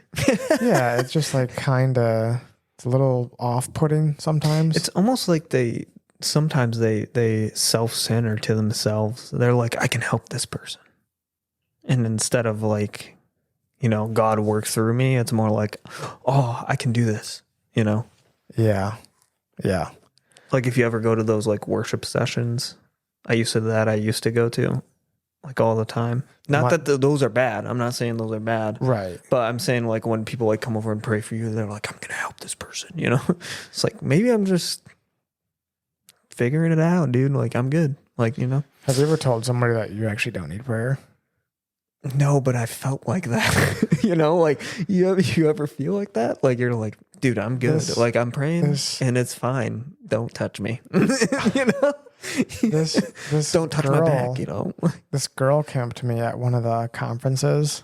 Yeah. And she's like, "Hey, I just felt like I was supposed to pray for you. Is there anything on your mind?" And I was just like, "No, there's not. I can't think of anything." You just straight say to her like, "No." Yeah. No, like, Oh, don't pray for me. Yeah. Ew, no, Get out of here. She ended up not doing it because I just was like, I don't know. Really off-putting, yeah. Yeah, I was like, I'm not going to just because you camp and said that doesn't mean that it's true. Yeah. Why don't you just go over there and pray for me? From a distance. But these people, sometimes they come off as like kind of like high, like we were talking about, almost off-putting and kind of like self-centered. Yeah. And it just seems like their focus is just on the miracles and the gifts, not the miracle worker. Right. And so I think that is one of the ways that the man of lawlessness or the Antichrist spirit is going to be ushered in, and people are going to worship it even in the church. Because when this person comes or this movement comes, and who knows, maybe even like the hyper-charismatic movement is the Antichrist. I don't know. It could be. Because we talk about it as like a movement. Yeah, movement or it could be an organization. Organization, yeah. Yeah, I really think the Antichrist would, not as a person, but like as an idea, would come and look like the church. Like what better ever twisted way that Satan can do it, right? Like, yeah, because we think that Satan is spending all his time at like the Satanic Temple or Las Vegas. He's already won them over. Yeah, he's already won. He's already won them over. He doesn't need to spend his time there. Right. The people that he wants is the Christians. Right. And if I can deceive one, or a group of many. Them. Yeah. Just kind of scary to think about. Which I think in the future, I think it will be like a church versus a church. It won't be church versus government really anymore. I think it will be a church trying to destroy like the correct church. You know what I mean? And they're like, well, it's our religious belief. I think it's going to be the Catholics. I don't know. I think some Catholics might be going to heaven. Some. Oh, yeah, me too. I don't think all of them are like super whack. Just like some, but some just of like them. just like some non-denominationals are whack. Some of them, yeah. But I think because you think it's going to be church versus church. That's interesting. Yeah. Yeah, where one church is trying to destroy the other. I mean, you kind of already see that with like... you do. It's like the Reformed versus Charismatic right now. Oh, I was going to say the Middle East wants to destroy Christians in general. Like but the Buddhists and stuff. Or not Buddhist. Muslim, yeah. Wrong religion. But that's not church, though. But it is to them. Well, I mean, it's a religion. Yeah, that's true. I mean, I don't know. That already did kind of happen with the Crusades. That is true. Yeah. Or the governments are just going to be like, no, you can't do Christianity anymore. And it's like, oh, well, we're doing that. You're going to have to figure it out The thing is Christianity grows when people say don't do that. Yeah. That's true. That's how it is in China. It's actually kind of sad here because in China, they're not allowed to worship, but they get up at 4:30 every day and worship for like 2 hours every day. Yeah. And then here we can barely make it on Sunday. And then we wonder why America is crumbling. Yeah. It's true. Like the pastors always make jokes. Oh, we're going to be here till 2 p.m. today. Ha ha ha. And it's just like, and everyone's like, maybe we should be. yeah, exactly. And like everybody's like relieved that he's joking. Right. But at the same time, isn't Sunday supposed to be, or not even necessarily Sunday, but the Sabbath, supposed to be the day that we take and rest and worship? Yeah. But on our Sabbath, we're watching football. Mowing lawns. It's weird there's games now, like baseball games in town. I thought you were going to say that it's weird there's gay people now. Like, I don't know why you said games, but well, that's sorry, always maybe you got to weird. take that out. Nope, it's leaving in uncensored. All right. You're in trouble now. Yes, uncensored. I'm going to make you censor. I'm just kidding. We're probably already canceled from our last episode anyway. You really think so? No. Dang. When I think about it, it wasn't really that bad. It was just like fun. Yeah. You reminded me though, I ran into like not a cult. I wouldn't say a cult, but like what are those that are like our father Joseph or whatever, and they have different names? Saint Joseph or whatever, you know. Those like, are Catholics. No, but it's not. It wasn't that one. It wasn't Catholic. It was like out in the middle of nowhere, dude. And they built like a huge like complex, bro. And I just went to visit because I was like, I'm kind of curious, and I knew there was coffee there. So Wait, where was this? it was I think it was in New Mexico.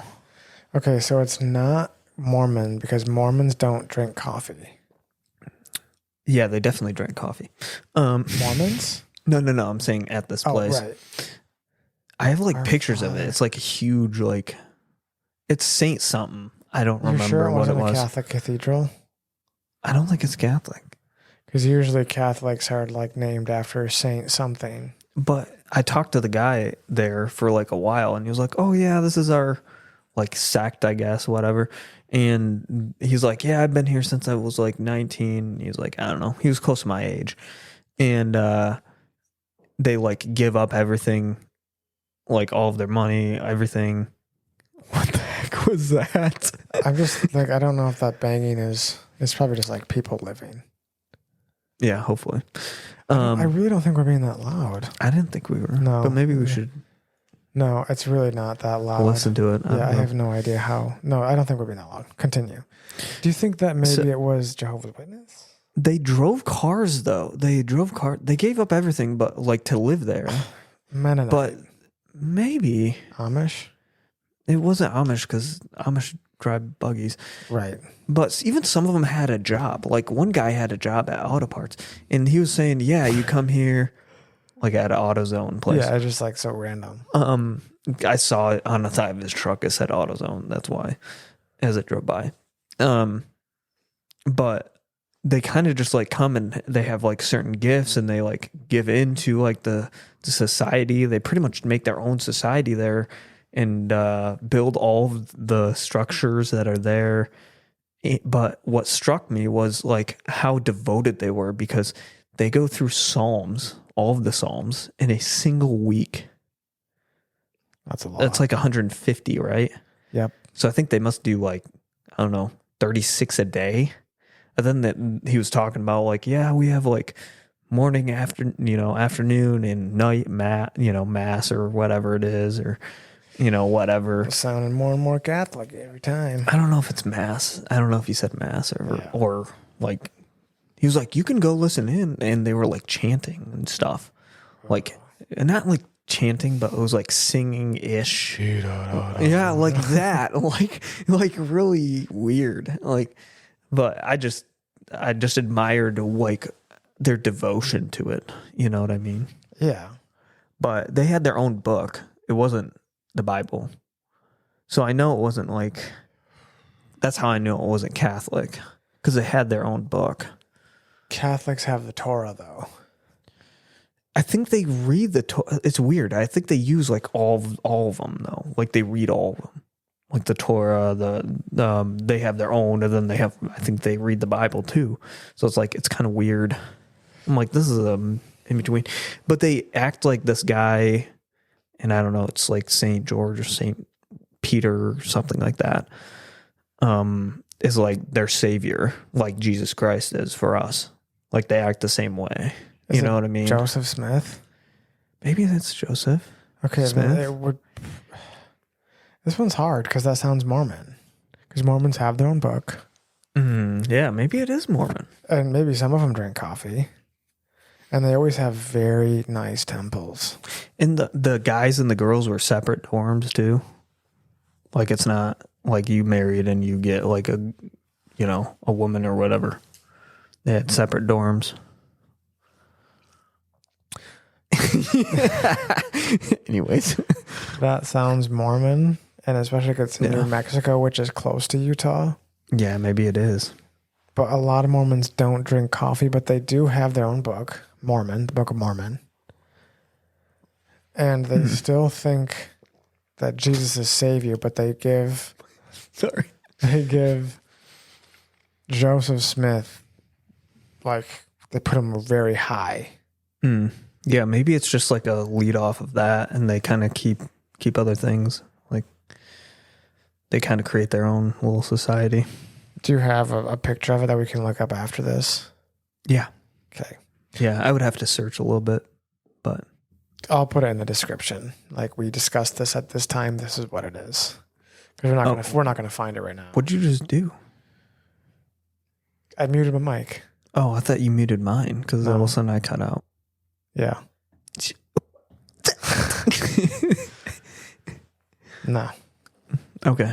I did not cut you out. Anyways, where were we going with that? we keep on getting off topic. I don't think we were getting off topic. Or not off topic, but I guess it was a story about what you were saying. It was a branch. Off of what? We were talking about a bunch of other religions, like whether we thought Baptists were like, or Catholic were going to be Right. Yeah. going to go to heaven. I didn't say they were whether or not they were going to go to heaven. I thought it was going to be a Catholic church coming for the regular church, because the Catholic church actually means universal. Yeah, which is pretty creepy. Yeah, but I feel like they have had this fight like for a long time. For about 500 something years, because the Reformation happened. Yeah. Where there's just like different branches, non-denominational, Catholics. Non-denominational is a denomination. When you think about it. That's what I'm saying. Yeah. And and there's Baptist, Reformed, Baptist. Lutheran, Presbyterian, Promise Keepers. Black Lives Matter. Oh my God, just kidding. Yeah, well, that's Can't say that. I'm not censoring you. All right. So people are going to hear it and they're going to judge you. That's good. And they're probably going to be like, Caleb, you can't have Ethan Scott around anymore. They It's just good need that he was on the trail. They just need Christ. Yeah. Yeah. Yeah. Yeah. Oh, I was going to say that one Bible verse that says like, you will come in my name, and like, I'll say I never knew you. Yeah, then I'll say I never knew you. Like you didn't know me. And I feel like that's more pointing towards like actually having a relationship with Christ instead of like you said before, like a lot of those people almost use that and they don't like look at God. They more like, they're like, who's the next person I can heal? What how can I use this gift? Yeah. It's not really, So they're looking at the wrong thing. yeah. And the thing is they say they're in a relationship, but their actions do not speak that. That's what I would say. That's where actions speak louder than words comes in again. Because they'll say, like, oh, we love Jesus and all this, but it's like, but you're against people suffering, and you're against this and that, and it's like people can suffer and love Jesus. Yeah. It's like that happens frequently, actually. No, they have to have all of their I's dotted and T's crossed. Yeah. The book of Ethan Scuttulations. Well, I think that's kind of why I had a problem with like that Foy woman at Res. I'm not trying to like down Res or anything, but Cat's out of the bag. yeah, kind of Well, have yeah, to well, now because I mean, they bring her there. yeah, That's not us. but it's like it's all prosperity gospel, and it's like you don't necessarily need that to you think it's you're going to become a Christian and then all of a sudden you're a millionaire. Like, no, you're still in your crap. Like, you might still be in the same economic class, and just because you're in that lower economic class, sorry, You may still struggle with sin too. yeah, Like, it's not just. It seems like a lot of people put Jesus onto this like magic miracle. Well, I don't. He is a miracle worker, but watch your words. right. God will come through this castle and strike you. With lightning. You think that cement is hard? My lightning is harder. Ooh, Anyways. okay. They think they just accept him, and then boom, everything changes right away. Yeah. But then I feel like people experience that and that doesn't happen. Right. Then they're like, well, why do I need this? Yeah, I feel like it turns them away from. Yeah. If you have someone up at the pulpit saying, you come to Jesus, you're going to get rich, or your goals and dreams are going to come true. Yeah. And they're like, dude, I want that. Yeah, give me that. I'll take Jesus right now. Sign me up. Give me the paper. Yeah. If I was in a desert and I needed water, I would definitely take the water. Right. Like, Same whatever I got to do, I'm in now. Yeah. And then they accept Jesus, and then none of that happens. Yeah. And so then they get turned away from church, and then they go affirm everybody else who hates church. Yeah. They're like, yeah, I went and they said this. They're like, see, I told you that's how it was. Yeah. And then those people aren't going to come. So I feel like it's actually like hurting the church. Yeah. But the thing is, having people like that come into your church brings money. It's true. Because people want to give. And a lot of Granville is kind of that way. I mean, they're a pretty rich area. Let's be honest. Yeah. Except for maybe where you live. You're on the edge. Yeah. I'm on that the different margin. Not margarine. What is it? Margin? I can't believe I just said the fake line, butter thing. on the line. I don't know. Yeah, margin. A different Margarine. Yeah, different margarine. No, a different margin. Dude, you got butter? Yeah, I can't believe it's not butter. But yeah, and I think like Now, we should preface that with like saying like it does things spiritually, but not necessarily like metaphysically. You know what I mean? Like, I feel like we should have a disclaimer in there, because if Right. we're leaving that out, right. where right. people might take this and be like, wow, maybe I shouldn't be a Christian or You're something. right. Yeah. No, yeah, there's definitely the spiritual aspect. Yeah. Where you come to Jesus and you know it's not that you no longer want to sin.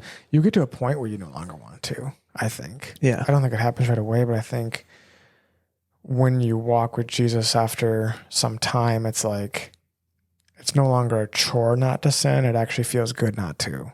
Yeah. And I think that is a spiritual thing. I really do. Yeah. But I think that comes with time. And so we need to Amen, dude. Preach it. Come on. Dude, How are you not a pastor? I do not want to be a pastor. See, those are the people that he chooses. Yeah. Think about Moses. Yeah, well, that was Moses' story. It ain't Caleb's. But What do you mean? You're doing it right now. Let's go. not necessarily. Who says you can't do it through a podcast? Eh? Sure. I mean, you're sort of doing it. Anyways, you were saying. I don't remember what I was saying. I'm just a terrible person. Just interrupting you in the middle of your rant, dude. I was saying we need to. There needs to be, when you're teaching the gospel, like you need to teach that. That's the importance of reading, like how this began. Yeah. The whole New Testament. Yeah. Let's go. Yeah. Back to the beginning. Wow. Wow.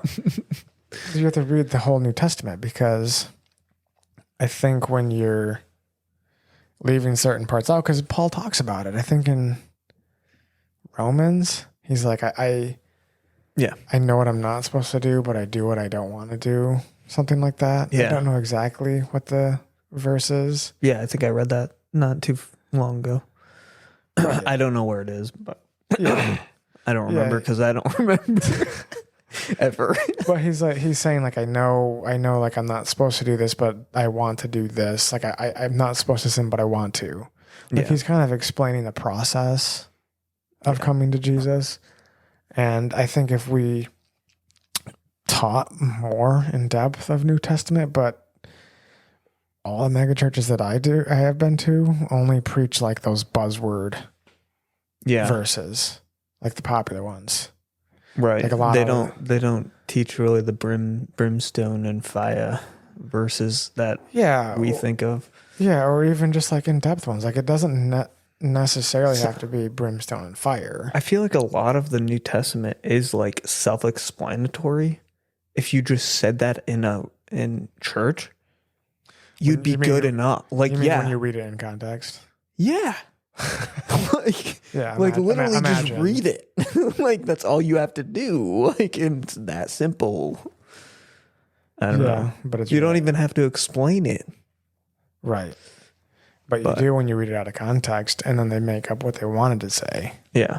And then it's the wrong message. Yeah. Yeah. I feel like getting back to the gospel, is I feel I feel afraid for the church that I'm at now, because like Peace Church out in Granville is getting bigger, or in Middleville is getting bigger. And it's like, man, I don't want it to go down the same roads that I've seen other bigger churches go. And once they get bigger, they look at the money and they don't want to anger as many people because they want that revenue coming in. Or I'm like, I just hope they stay with the gospel first. And they have, and even when I got back, it was like the first week that I got back, he was just like, he brought up the gospel. Like in the message, and I was like, yep, this is where I'm meant to be, you know what I mean? So right now it's still good. Yeah. In other words, I'm saying like right now there's still, even this last Sunday, he brought up Jesus on the cross again. It was like, yeah, he puts it in every single one, bringing it back to the gospel. Yeah. Why is this important? Bring it back to the gospel. Yeah, because when you don't, it's not preaching. It's true. It's your opinion. Yeah. And we're not looking at Jesus at that point. We're looking at ourselves. Yeah. And there is, it doesn't mean that it's going to fail just because it's growing, because there is some mega churches that still hold to a true biblical gospel. It is possible. So I think there's hope for Peace Church. Yeah. As far as the church that I go to, he said he doesn't want to like expand the church that he's at. He wants to make another branch because he likes being able to know everybody in his congregation. Yeah. And Peace did that once and they still grew up too big where they're expanding the building. Yeah, I'm sure it happens, but I'm thinking he's probably going to make it like more local. What do you mean? Oh, you mean for your church, right? Okay. Like he's probably not thinking, I'm going to build one out in Holland. Yeah, he might build one close to Byron Center again. Yeah, and just have it be. Yeah. Keep it real close. Yeah. Yeah, and then have another pastor. Just have it next door. Be like, that's our South Campus. This is our North Campus. Right. We're gonna build the East and West someday. But it is really nice when you have that small congregation because everybody knows each other. The pastor knows everybody. I mean, like baptisms are a huge deal. Like the pastor himself gets in the water and has somebody come in, and the person that's getting baptized is dressed in a big white gown, and they say their name and everything, and it's like a very personal and intimate experience. Yeah, that's cool. Yeah, and I don't think he wants to ruin that. I think he wants to keep that. Yeah. Can I bring up something kind of on the same topic, but No, a little bit different? no. Oh, okay. Yeah, you can. Thanks, Caleb. What do you think about, even in your church, or like we talked about res, we talked about peace, like who is a successor? Like, do you think that they come to a problem when it's like I don't know how old your pastor is. Is he getting older or not really? He's like a kind of young He guy. looks to be maybe 40-ish. Okay, so he's about 100. Just kidding. Okay, 40. That's still pretty young. I don't know. I guess res Maybe like, a little older. but even I look at peace too. Like he's probably close to his 40s, but I still think about it. I'm like, who's going to take this over? Like who's going to take that baton? You know? Yeah. Is that what you're asking? Like who's going to take it? Yeah. Yeah. Do you think they're setting themselves up to have a good successor that's going to do the same stuff? I guess. And sometimes I don't feel that like in peace. Like I'm like, man, this one's gone. You know? As we stand today, yes, I do. Yeah. Because they've had youth takeover where like the youth preaches, and the kid in the youth was preaching. It was like, oh, he was that's pretty good. yeah, We might have something here. I remember one of the lines that he used was he was preaching on the talents. Yeah. He's like, and if you don't use the talents that God gives you, well, it's not looking good for you. And he didn't know how to exactly put it into words, but I mean, that made enough sense to me. Yeah. Right. So as of right now, I think that yours is good. that Good to ours go. good to go. But it just seems like the more time passes, the more every church around me is starting to fall Yeah. with theological issues, or like the pastor has some weird moral issue. Yeah. I feel like as churches, we don't really address that in general. Address what? That if you fail, like let's just say a pastor has an affair, Yeah.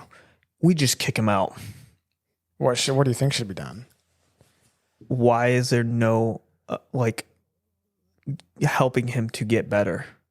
You know what I mean? Yeah. Like I feel like the church should be like a hospital. We Yeah. come to help you. Mm-hmm. Instead, we treat it like a prison. Guess what? You're outcast. Well, I don't know. Maybe in prison is bad. Bad example. You're locked up for the rest of your life. You're never getting back in here. Well, I guess the next You know? question in that is like, should they come back to the pulpit? I don't know necessarily say right away. Obviously, I think taking some time. Yeah. They should just be a But- congregation member for a while, Yeah, because they have to be humbled and almost relearn. and getting just people back on the right page where Yeah. it's like, yep, I messed up. You know, it's going to take a while to get me back, maybe 5 years, whatever. But I feel like we just kick people out or get a story talked about us. And it's like, I don't feel like God would just, I don't think Jesus would just do that. Just be like, yep, nope, you're not good. Yeah. Yeah. I think they should go through some type of counseling. Because obviously you need counseling if you go through an affair. Like that's usually like a huge integrity issue. For sure. And then spiritually you were not doing well if you did that. Yeah. I don't think. And not even come back to the pulpit, but like you're literally outcast from the church. That's what I'm saying. Like where it's just totally drastic. Where, this, and maybe they take a break from even being on staff for a while. Yeah. But bring them back to the church. This is your home. Yeah, I don't think that they should be outcast. I think that's weird. But I feel like a lot of churches do that. Really? You don't? Or society kind of outcasts him, like plays him as a real bad guy? Of course, society's going Well, to. yeah, that's true. I can't change that. I just know, like Matt Chandler had that thing, and he does. Did we watch that video? Is that the guy that we watched that video with at Eli's like a long time ago? That he was like talking or texting some girl, some lady, and he was married. Is that story? Yeah. Yeah, like that guy. I feel like didn't he get outcast like pretty hard? Or it was like, I don't dude, think so. I Oh, think really? he did. I think they were like telling him to step down, and they were gonna like work with him yeah, and everything. but they worked with him. Okay, Yeah. I think in that Maybe that's a good story. situation, it was how they did it right. Yeah, yeah, and that's one example. But who was it? Elevation Worship, Elevation Church, I think. Yeah. Wasn't it Elevation Church that they had like that big scandal? Like the two head pastors. Hillsong? Oh, Hillsong. Is that what I'm saying? Yeah. Wrong stuff. We watched that documentary. Yeah. Yeah. Where it's just like, I get that you're pushing pretty hard, and I understand that, but like, didn't he get totally like chopped off? I thought he did in that. I think so. Like, from not only from society, but the church probably just like. Yeah, which I think the church is, in that sense, caving to society. Yeah. Because society wants them to kick that pastor out. Like, oh, he did so wrong. He should not be part of you at all. Get rid of him. Yeah. And so really, like, the church is falling to society and doing what they want to do to appease them. When in reality, they should have taken him in and said, and worked with him. Yeah. Like, let him just be like a congregation member. Like, he can attend church, but he's not on staff right now. Yeah. But I agree. Yeah, I think they didn't do that because they want to please the world, which is crazy to think about. Yeah. And it's just having an internal investigation about it and then figure it out. Figure it out, dude. Figure it out. Little Canadian there. Yeah. Figure it out. You know, some people on trail, they always say, they always think that I'm from Canada. Really? Yeah. Why? Because they hear my northern accent. We have northern accents? Yeah. Do I? Hard. Yeah. So if I went somewhere, they would know. If you But went we don't somewhere, say- like somewhere where? Yeah, we're different. We don't say like a boot, though. A boot. A boot. A boot. About. It would be like about. But when we were in Kentucky, those kids did not know what we were talking about. Remember that? Yeah, so that's true. What do you mean they didn't? Oh, we talk fast. Yeah. That's what it is. We talk really fast, and they talk a little bit slower down south. They got the draw. They got that light, laid back drawl. We We when we were playing euchre, and that DNR guy was just like, "Oh, you guys got some cards going? Well, nobody's in trouble here. We just were talking about how we're having like some more exploration for some caves tomorrow, the ones that are less popular." And he was just like really nice. Yeah. Like not like the DNR here. Which like, hey, you guys got to keep it down. That was totally funny when he said that. Like, I laughed internally. I was like, It was. I didn't think I was in trouble anyways. Like, we'd probably get up and beat your... Anyways. Well, normally when the DNR is approaching at a campsite, it's like you're being too loud or something. Oh, yeah, that's true. Yeah. So I think that's why he lied with that. Oh, yeah, he told us about some viewing thing. Yeah. Now I remember what you were talking about. Mm-hmm. What was I talking? Oh, our S's, we say them really hard. Like when we sing, you'll notice it if you go to a church service and you'll just hear the S's, like you won't stop hearing that. And then our T's and our D's are like kind of like hard too. Like we emphasize them a lot. And You know what I mean? Well, especially singing with the S, but maybe not as much with the T's and D's. I But feel like my T's aren't that hard because if I say like heart, I'm gonna be like heart. yeah, T. My heart. Heart. My heart hurts. Heart. Yeah, but most people say heart. I don't though. And so like that hard T or hard Hard. D. If something's Anyways. hard,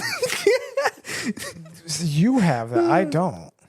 If something's hard, I'm gonna be like, saying, oh, that's hard. I'm saying most Michigan people do. In the S's, especially the S's, like we have hard S's. Like Snake. Snake. Yeah, and I'm saying That's hard S. I'm saying I don't have a hard T or D. Okay. I think you do. But okay, like I'm saying, like, oh, that you hurt me. That's not a hard T. Yeah. This would be you hurt me would be. But if I'm like how I normally talk is, oh, that hurt. It's almost like Well, maybe you're just an anomaly there, Caleb. Yeah, maybe I am. You're just Anomaly. yeah. Anyways, I actually went down to what's in Kentucky? I thought it was St. Louis. Wait, St. Louis is Kentucky, isn't it? Missouri. Yeah, St. Louis, Missouri. And there was Kentucky people there, missionaries there, and they were like, yeah, you have an accent, and we were like, we think you have an accent because you're Southern-ish, that like slower, kind of like y'all, and like all that. Yeah, y'all. And We conformed really quickly to Kentucky accent or Southern accent. Like within a week. We were only down there for a week, and like when we came back, we sounded.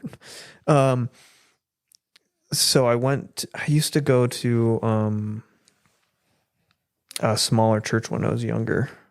It was right next to Hudsonville High. It's no longer there. It used to be right next to Hudsonville High School. Mm-hmm.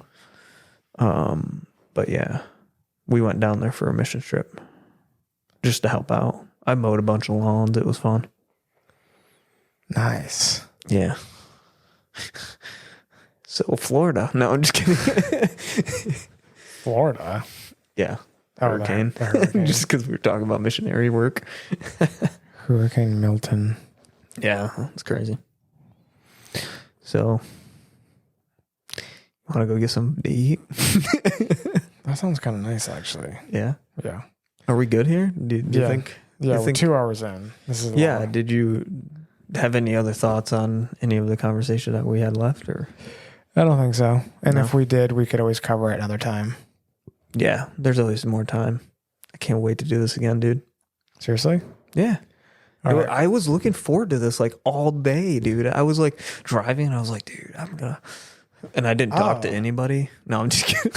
I just saved my words up for now. Yeah.